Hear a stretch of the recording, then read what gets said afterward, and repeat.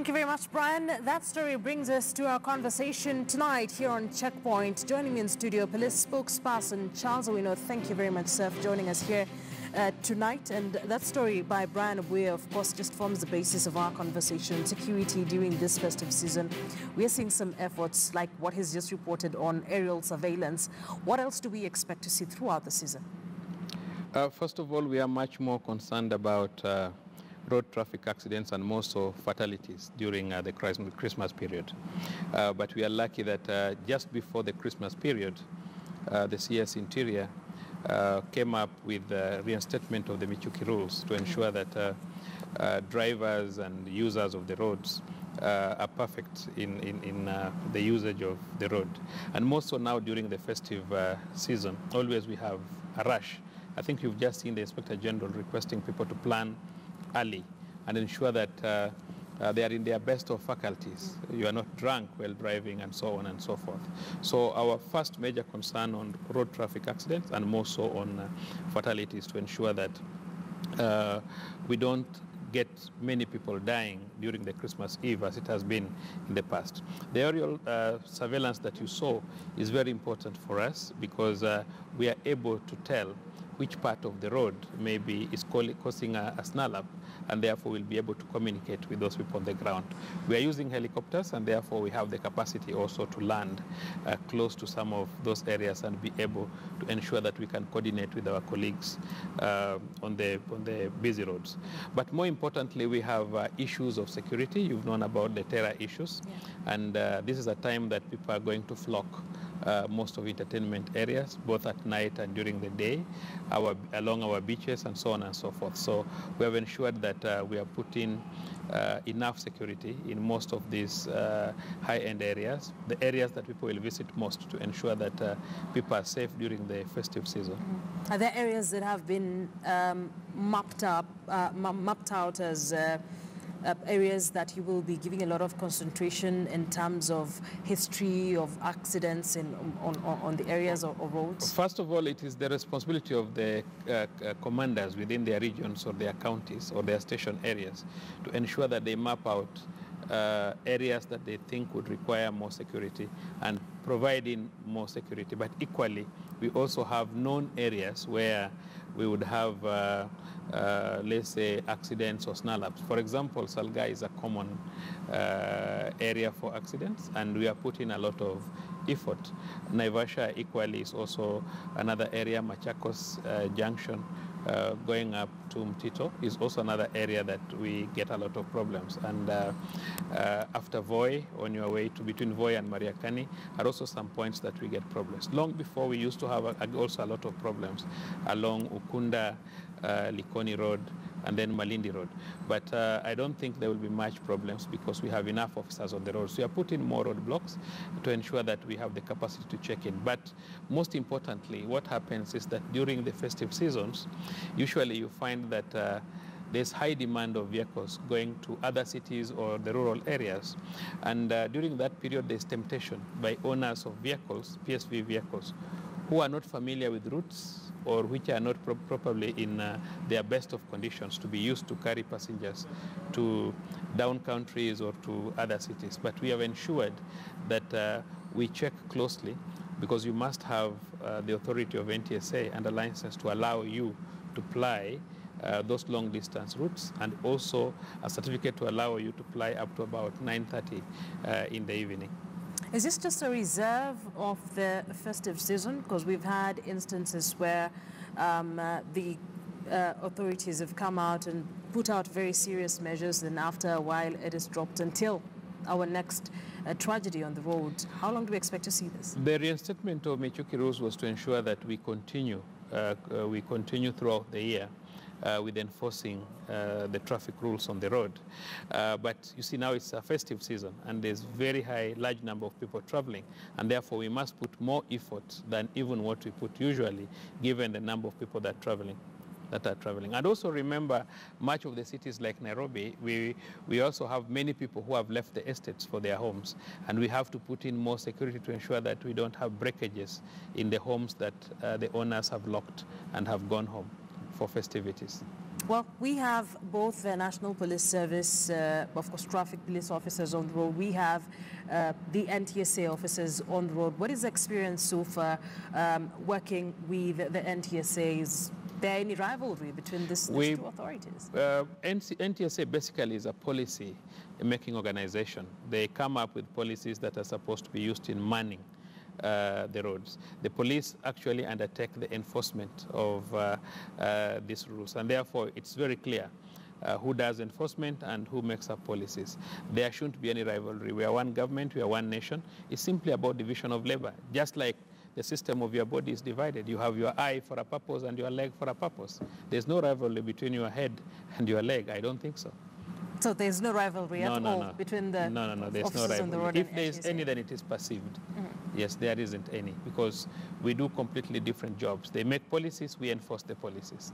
But we are one government. Yes. We work for one objective, to ensure that the roads are safe. With the Michuki rules, just as you have talked about, coming into full force, and we've seen more police officers on the road just doing checks. How has it been so far in terms of even the arrests that have been made? How are we ensuring that this now becomes there's an attitude change completely, that this becomes a norm on our roads? The whole basic thing is a societal issue.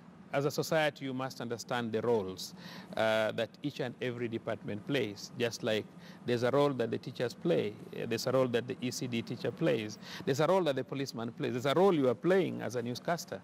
So every person has a role in society to play. So that is the most important thing that each and every one of us ought to understand. After understanding that, then you ought to support the institutions that do that. For example, as law enforcers on the road, we may not sit on your back, the back of each and every driver, and tell you don't overtake, don't speed. No, we cannot do that. We don't have that capacity. So every person must have some sense of responsibility in what he's doing to ensure that at every given time you are responsible. When you are on the wheels of the vehicle, you don't drink and drive. So those kind of responsibilities are very important. You don't bring into a road a vehicle that is unroadworthy, because if you don't get into the road from a feeder road, as it happened just the other day, and causing an accident. So that personal responsibility in terms of road users is very important. And remember, 40% of the fatalities that we get, people who die on road accidents, are pedestrians, people who fail to use the flyovers that you need for crossing the road, people who don't check on the road before they cross. The common standards of checking left, checking right, and then checking left is not followed. So you find pedestrians form 40% of fatalities on the roads. And that tells you how individual responsibility is very important, especially in management of accidents and so forth on the road. Would you then cite this as the biggest problem or biggest impediment in just ensuring that there's law and order on our rules, the attitudes? Yes, attitude is behavior. In almost everything, attitude is a very big issue. Even in school as a student, your attitude towards sitting down and reading and passing your exam is very important. You can be brilliant, but if you don't sit down and read, you fail. You can be average, but when you put in more effort, you pass your exam. So ordinarily in life, attitude is a very important factor in each and everything that we do. So I don't care, attitude would definitely cost us. You drink and drive, you overtake on the brow of a hill, you overspeed, you cross the road at the wrong place, you don't check on the road as you cross. It's attitude. So attitude is very important. How then are you tackling it? Basically, it's about education. People need to continuously be educated. And you start it from a very young age when you want to teach very young children how to cross the road. Societal discipline, responsibility in terms of the people, and several campaigns, especially on road usage and road management, is very important to manage issues of attitude. So you would say that we are all clear in terms of surveillance during this festive season on our roads, nothing to worry about, because we also understand that police officers or members of the National Police Service are not going on leave throughout the season. Yes, we are putting our best to ensure that the roads are safe. People are secure in wherever places they are, but most importantly, individuals must be responsible in each and everything that they do. Okay, I want us to shift gears just a bit and talk about the police house allowance. Yes. It is also a question that has been posed by many who were aware that you were coming here tonight on social media and beyond. Yes. We know that this month police officers have received their allowances for house commuter allowance, as well as the supplementary, I think, electricity and water, etc.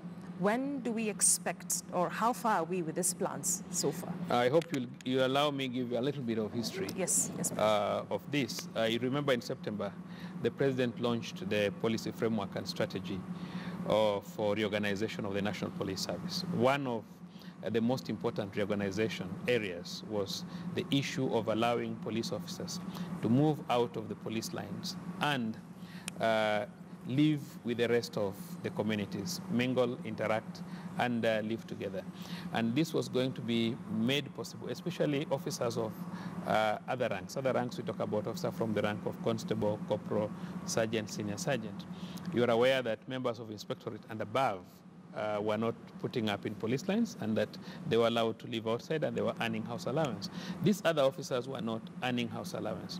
For example, I want to give you an example of officers in operation areas. In units, an officer in GSU who is going to work in Lamu or in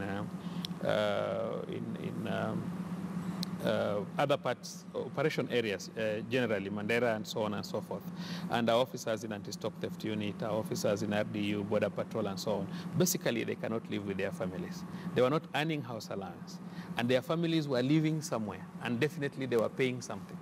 So in that spirit, during the policy framework and strategy launch, we had proposed that constables to earn a house allowance of about 18,000. But when it went to the Salaries and Remuneration Commission, they said that there are regulations based on this, on human resource and house allowance policy for government, that you cannot pay somebody more than 50% of his salary as an allowance, as a house allowance. So that meant that the money that we had proposed had to be chopped. So in the process, we had not proposed for the commuter allowance. So what they did, the SRC factored in a commuter allowance, extra of 3,000 shillings. And then we used to have what we call supplementation house allowance, which used to cater for supplementation, given that most of the houses maybe people were sharing and so on and so forth. So we retained the supplementation allowance. So instead of getting the 18, we have gotten slightly beyond 15,000. And that affects only constables to sergeants. The rest are not affected. The only persons who are affected slightly were inspectors, because we paid them less, but that was an error. Instead of 24, we paid them 15, but that will be corrected in the next month's pay.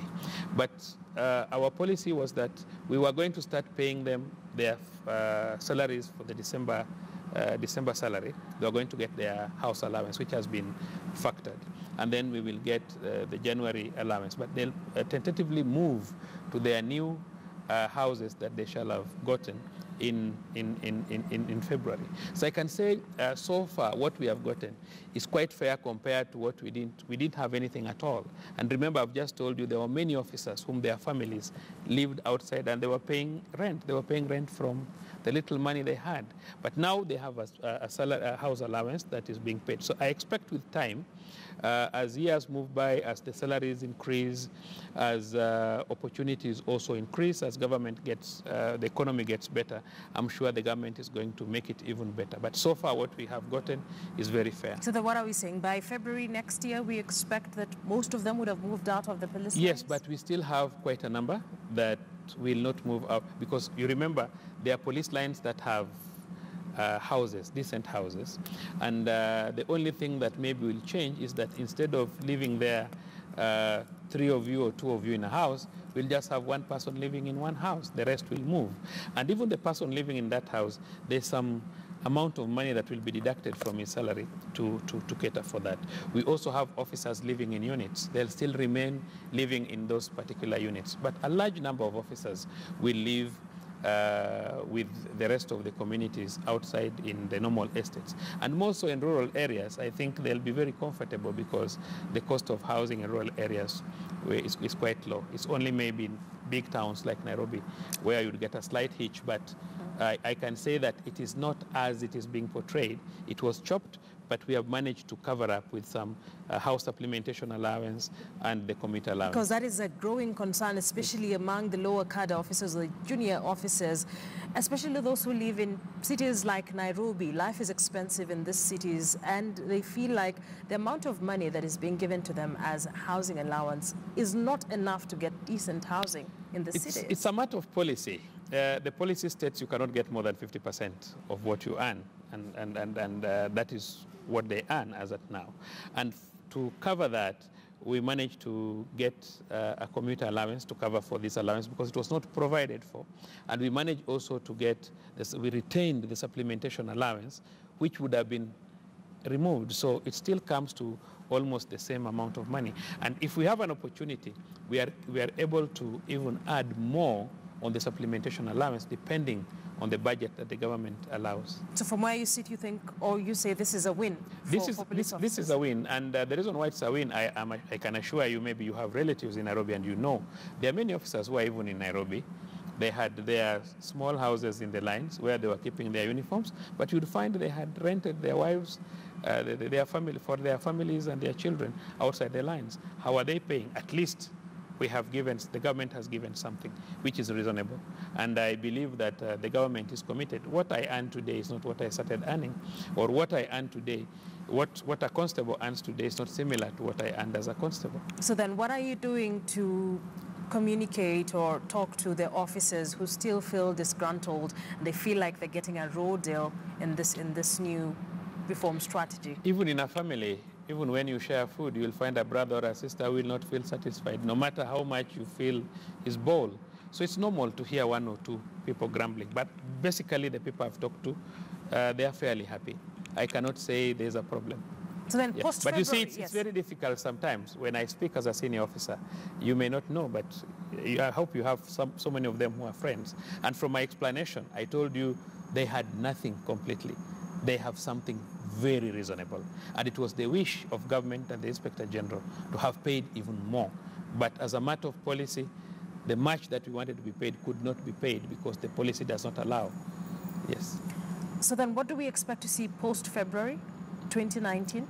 We expect to see more vibrant police officers living with your people, mingling, socializing, and leading a normal life. So the police will be closer to you, and we hope that we are going to improve more on community policing to ensure that we work together. There's no difference between a policeman and any other government officer. For your information, even military officers live out of camps nowadays, and they live with you. Yes. I think you are more safer when you have a police officer as your neighbor. Mm-hmm. Yes. Just quickly, from a question I've received, a clarification. You've talked about, of course, houses that have been built along police lines, and many might opt to live inside these houses. Does that then mean that this will be, of course, chopped from their salaries to cater for the housing that they're getting in those lines? Forced chopped? No. Yes. As rent. In fact, those who will be lucky to remain in the police lines, where we have very decent houses, will be very happy because maybe they'll be paying very little. So then what's the kind of, that's my question, what's the kind of arrangement that will be there for those that will opt to stay inside their police lines? I'm sure they have already made those arrangements by now. What would they be like? Will it be less amount of money, like you say, for the standard rent? Payment for a government house, so they'll pay normal rates that the government houses are paid for. Well, then for example, other civil servants, there we have civil servant quarters. So there are civil servants who get houses in civil servants quarters and they want to live there. And they pay much less than when you decide to go and live in Lavington or in Cleleshwa. So then here we have a situation, yes. I'm just trying to get my audience to understand. Yes. Here we have a situation where junior officers, especially those who live in very big cities, say Mombasa, Nairobi, big towns like Nakuru, cities like Kisumu, feel like about 9,000 is not enough for housing. Of course, there is the commuter. I've just explained to you that it is not 9,000. It's more than 9,000. We used to have what we call housing supplementation allowance of 3,000, which was supposed to be deducted once they got the 18,000. Because of the chopping, we have retained the 3,000 house supplementation, making it to 12. We have introduced another allowance, the commuter allowance, which was not in existence. It was introduced by the SRC of another over 3,000 shillings, making it to 15. So when somebody says the only thing that we've done is because regulations could not allow us to have a house allowance more than 50% of your salary. That was the regulation. But now we created in other allowances to cover up for this difference. Unless somebody just wants to see it is written house allowance. After all, it is still coming to your salary. Yes, back to my question, just Yes. to finish it. Do you foresee a situation where junior officers will be scrambling for these police line houses that might be a bit cheaper than what they would receive outside? There's no scrambling. We are a disciplined service. We have a criteria that you'd use in. Let me tell you, there are very many people, I've told you, even today, if you go to Langata police lines today, there are many officers who are living in those houses, the small room he had, alone, just with his uniforms. And his family was housed somewhere around that place, his wife and his child. Such like an officer is a very happy officer today because he was getting nothing. Today he's getting extra 15,000 shillings. If you go to officers who are working in units like GSU, anti-stock theft unit, those in operation areas in Mandera, Lamu, and so on, they were not getting house allowance. They were not putting up with their families in those camps. You find that there were families who were rented somewhere. For example, your wife is a teacher in the village. Your wife is a nurse. You have to pay a house. You have to pay for the house where your family is living. They didn't have it. They now have it. Officers are much more happy. I think we just don't know how we've been operating or how we've been living. But the position is they have been paying for houses, though they were living in police lines, but majority, their families were living out of police lines, and they were paying for those houses. Now at least they have an allowance to pay. They are happier. All right, quickly, Yes. I want us to wrap up in the next few minutes. Give us a status update on the progress of acquisition of new police uniforms so far. You've seen me on one. This is a general duty police uniform. We have 3 types of police uniforms. General duty police uniform, the ceremonial uniform that we use on occasions, including parades, and we have the combat uniform, which we use in units. Currently, we have the GSU as a unit, we have the anti-stock theft unit as a unit, we have the RDU, we have SIPU, we have also the SGB. So these units will put on the combat uniform. Fortunately, the combat uniform that will cater for these officers is available, and we are continuing with teaching at the NYS to ensure that they have their uniforms ready. 24,000 administration police officers were integrated with the Kenya police officers to undertake what we call the general duty. Today, when you go to your home in Mundika, you will not find the usual administration police camp. What will happen is that they'll all move to Mundika police post. Even if the camp is there, the camp will change to be a police post or a patrol base. So we now have about 64,000 police officers who are going to be general duty police officers, including the Inspector General and myself. We will be in this deep blue uniform. So we have already started stitching uniforms for our officers. The other uniforms that we had are not totally outlawed. We will still use them as we get the new uniforms for officers. So we don't have a crisis in uniforms. The uniforms will come in with time. Within about 2 years or so, everybody shall have been given the deep blue uniform. But before that happens, officers will still use the previous uniforms that we had for that given period of time. Otherwise, we are comfortable, and this is the first time we are changing uniform. After 1978, when President Moi came in, we changed from putting on shorts to putting on trousers. But that time, the number of police officers was very minimal. Now we are talking about 100,000 plus police officers. And also in government, you must purchase given the budget. If there was a budget which we had for the running financial year, because this budget was as at last year, July, so June. So this budget will run up to next year, June. So what we have done is that the money which was meant for uniforms, which we had not stitched for the last year's budget, is what we are now using to stitch these uniforms. But now when it comes to next year's budget going forward, 2019 to 2020, I'm sure government will put in huge budget. So you cannot buy more uniforms more than the budget that is allocated, because where will you get the money? It's just a matter of procedure. Right. So don't worry about uniforms. We are stitching, we are moving on, and we'll still continue using the old uniform as we stitch the rest and we kit each and every officer. All right. Yes. Thank you very much for joining us here tonight. We'll end that conversation on that note. Charles Owino is the National Police Service spokesperson joining us here tonight. I hope he's been able to answer a number of questions you have posed on our text lines and on social media, as we've just been covering, or he's been addressing a number of issues that have come up pertaining security during this festive season. The police